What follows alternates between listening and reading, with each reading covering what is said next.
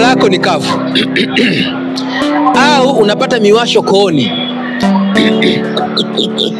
kila wakati, unahisi koo linawasha sana, unapoamka asubuhi unapata makohozi mazito, kuna wakati kuna vitu vina pop up au vinakuja mdomoni ambavyo ni vichungu sana, kuna wakati au kila mara au mara chache unaanza kusikia kama kikohozi ambacho hakiponi, yani kikohozi hakiponi.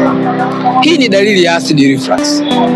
Maana yake kuna asidi inapanda na kwenda kuunguza ukuta wa sphincters au mio, na inafika katika esophagus na kuanza kuunguza koo la chakula. Ndio maana unapata hizi dalili.